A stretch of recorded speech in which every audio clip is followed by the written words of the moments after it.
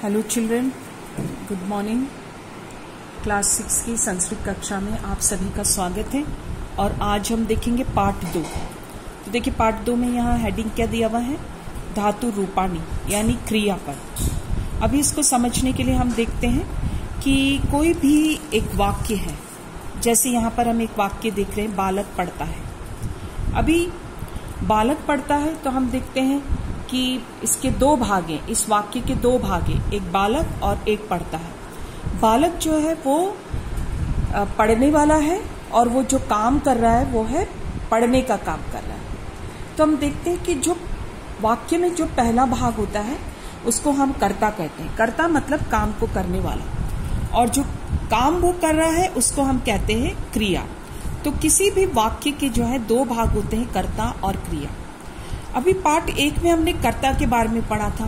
कर्ता जो करने वाला होता है वो संज्ञा शब्द हो सकता है, जैसे हम बोल रहे हैं वहाँ बालक बोल रहे हैं, बालिका, छात्र, शिक्षक, ये जो है वो संज्ञा शब्द है।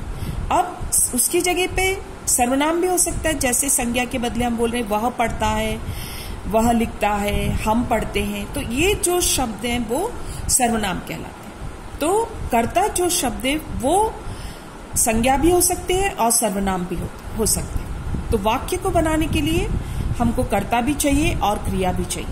तो पहले पार्ट में हमने कर्ता के बारे में देख लिया था।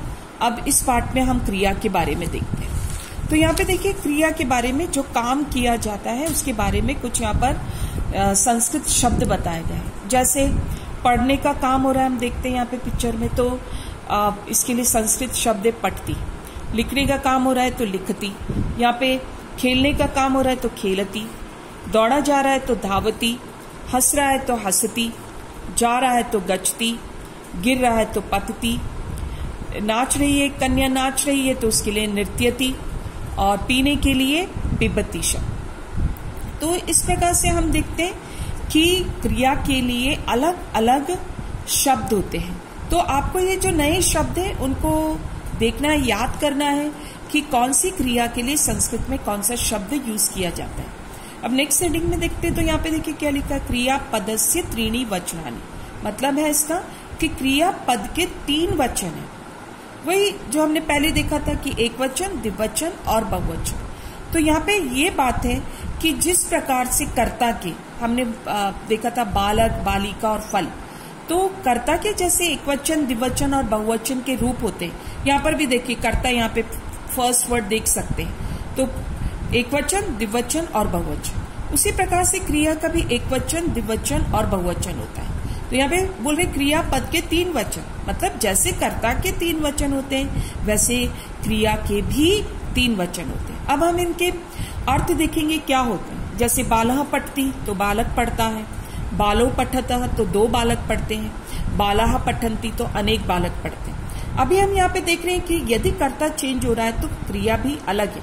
यहाँ पे बालो है तो पठतः, बाला है तो पठन्ति। इससे हमको मालूम पड़ रहा है कि क्रिया भी एक वचन, द्विवचन, बहुवचन में चेंज हो रही है। कर्ता तो चेंज हो ही रहे, क्रिया भी चेंज हो रही है। तो इसका मतलब अगर कर्ता एक वचन का है तो क्रिया भी एक वचन की, कर्ता द्विवचन का है तो क्रिया भी द्विवचन की होगी, और कर्ता अगर बहुवचन है तो क्रिया भी बहुवचन की होगी। अब सिंह गर्जती तो शेर गरजता है, सिंहो गर्जता तो 2 शेर गरजते हैं। सिंहाः गरजन्ति मतलब बहुत सारे या अनेक शेर गरजते। फिर कन्या नृत्यति तो कन्या नाच रही है, कन्या नृत्यतः तो 2 कन्याएं नाच रही है, कन्या नृत्यंती तो अनेक कन्याएं नाच रही है। उसी प्रकार से नौका तरती तो नाव तैर रही है, नौके तरतः 2 नाव तैर रही है, नौकाः तरंती अनेक नाव तैर रही है। फिर फलम पतती तो 1 फल गिर रहा है, फले पततः 2 फल गिर रहे हैं, फलानी पतंती अनेक फल गिर रहे हैं। फिर मित्रम चलती, मित्र चल रहा है, मित्रे चलतः 2 मित्र चल रहे हैं, और मित्राणी चलंती अनेक मित्र चल रहे हैं। ग्रीन बॉक्स देखते हैं।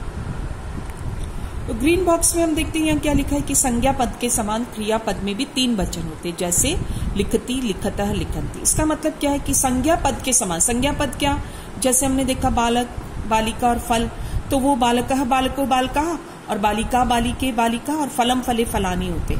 तो वैसे क्रिया जो शब्द होते हैं वो भी एक वचन, द्विवचन और बहुवचन। कोई भी क्रिया शब्द होगा तो वो इसी प्रकार से एक वचन, द्विवचन, बहुवचन में लिखा जाएगा। मान लीजिए इसकी जगह पठ है, पढ़ना। पढ़ने के लिए तो हम बोलेंगे पठती, पठता, पठंती। चलने के लिए तो हम बोलेंगे चलती, चलतः, चलंती। नाचने के लिए तो हम बोलेंगे नृत्यति, नृत्यतः, नृत्यंती। तो एक जैसे एक वचन, द्विवचन और बहुवचन में रहेंगे। और नेक्स्ट पॉइंट क्या दिया हुआ देखेंगे, संज्ञा पदों से लिंग का बोध होता है किंतु क्रियापद तीनों लिंगों में समान होते हैं। तो इसका मतलब क्या होता है कि हम देखते हैं कि जो संज्ञा पद है, मतलब बालक, बालिका, और जैसे यहाँ पे मित्रम दिया, तो ये पुल्लिंग है, ये स्त्रीलिंग है और ये नपुंसकलिंग है। तो बोल रहे हैं कि इसमें जो है पुल्लिंग में अलग होता है, स्त्रीलिंग में अलग होता है, नपुंसकलिंग में अलग होता है। लेकिन जो क्रियापद होते हैं, मतलब पठती, पठत, पठंती, ये तीनों लिंगों में एक जैसे ही रहेंगे। मतलब पुल्लिंग के लिए भी यही यूज किया जाएगा, स्त्रीलिंग के लिए भी यही, और नपुंसकलिंग के लिए भी यही यूज किया जाएगा।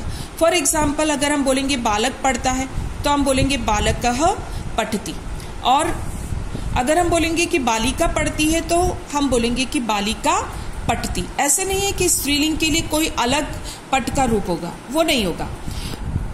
पुल्लिंग, स्त्रीलिंग और नपुंसकलिंग के लिए तीनों एक जैसे ही चलेंगे।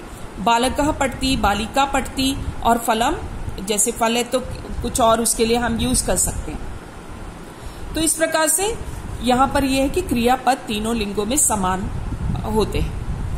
अब शब्दार्थ पे आते हैं हम। देखिए जो यहाँ पे शब्दार्थ लिखे गए, आपको क्या करना है, इसको देखना है कि पढ़ने के लिए संस्कृत शब्द क्या है, खेलने के लिए क्या है, और उसके अर्थ भी हमको याद करने। जैसे पठती तो पढ़ता है, खेलती तो खेलता है, हंसती तो हंसता है, पतती गिरता है, पिबती पीता है, तरती तैरता है, लिखती लिखता है, धावती दौड़ता है, गजती जाता है, नृत्यति नाचता है, गर्जती गरजता है, और चलती चलता है। अब यहाँ पर हम देखेंगे कि जैसा आपने पिछले पाठ में देखा कर्ता के रूप, तो बालक, बालको, बालिका पुल्लिंग, स्त्रीलिंग में बालिका, बालिके, बालिका, और नपुंसकलिंग में फलम, फले, फलान। और क्रिया के रूप हमारे पास है पठती, पठतः, पठन्ते। अब इसमें हमको एक बात ये ध्यान रखनी है कि अगर कर्ता एक वचन का है तो क्रिया भी एक वचन की होगी, कर्ता अगर द्विवचन है तो क्रिया भी द्विवचन की होगी, और कर्ता अगर बहुवचन है तो क्रिया भी बहुवचन की होगी। जब हम बोलते हैं कि बालक पढ़ता है या एक बालक पढ़ता है तो हम बोलेंगे बालकः पठति। जब हम बोल रहे दो बालक पढ़ते हैं तो बालकः दो बालक के लिए, और उसकी क्रिया भी जो है द्विवचन की लगेगी। और बालकः बहुवचन बोल रहे हैं तो क्रिया भी बहुवचन की लगेगी। ऐसा नहीं कि आप बालकः बोल रहे हैं और उसके साथ पठन्ति लगा दिया, या बालिका है तो उसके साथ आपने पठती लगा दिया, तो ये रॉन्ग हो जाएगा। संस्कृत में ये नियम है कि कर्ता यदि एक वचन का है तो क्रिया भी एक वचन की होगी, द्विवचन है तो क्रिया भी द्विवचन, बहुवचन है तो क्रिया भी बहुवचन। तो कर्ता जिस वचन का होता है क्रिया भी उसी वचन की लगेगी। तो ये इस बात का हमको ध्यान रखना है।